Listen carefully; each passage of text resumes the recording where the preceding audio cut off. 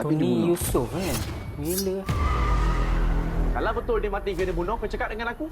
Macam detektif Siapa yang Conan sikit. Okay, hari ni saya ada satu cerita yang saya nak tengok lah trailer dia kan. Sebab yang berlakon tu Syukri Yahya. Tajuk dia katanya balas balik. Tengok poster dia macam something fishy kan. Tapi kita apa? Kita tengok. Bismillahirrahmanirrahim. Nah.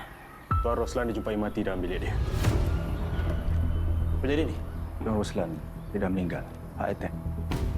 Roslan Zainuddin mati bukan sakit jantung. Tapi dia Tony bunuh. Yusof kan? Gila. Kalau betul dia mati ke dia bunuh, kau cakap dengan aku. Macam detektif Conan sikit. Nadia, Tuan Kamal. Ikuan. Macam mana tuan tahu ni kes bunuh? Soal hari. Soal semua. yang Siapa ada nama di situ. pelakon tu tak ingat ah? Jadi semua orang ni ada motif untuk bunuh Roslan. Kamu ada syak atau rasa siapa-siapa yang nakkan Tuan Roslan ni mati? Sebenarnya memang ramai yang nak dia mati. He's a very good boss. Oh, Tony Yusof. Selalu ambil berat pesaka kerja. Roslan cinta pertama saya. Aku cuba bagi tahu apa yang aku nampak, tapi tak ada seorang pun percaya cakap aku. Jadi awak tersepit.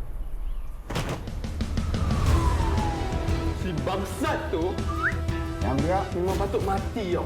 You dah buat apa dengan budak perempuan tu? Cakap pasal apa ni? Saya sendiri tersepit hidup dengan Roslan. Salah seorang daripada diorang cuba sambung legasi Roslan. Itu je saya nak tahu.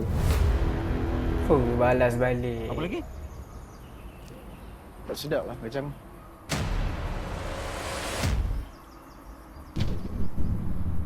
29 Mei. Oh, okey. Bulan ni jugalah. 29 Mei. Tu kan cerita Keluang Man ke? Dari trailer je saya nampak macam light. Filem yang light. Dan dia ada detektif pula dalam masa yang sama kan. Saya mengharapkan dia macam detektif Conan lah. Saya mengharapkan sangat-sangat. So this is the second entry kan untuk Syukri Yahya tahun ni 29 Mei.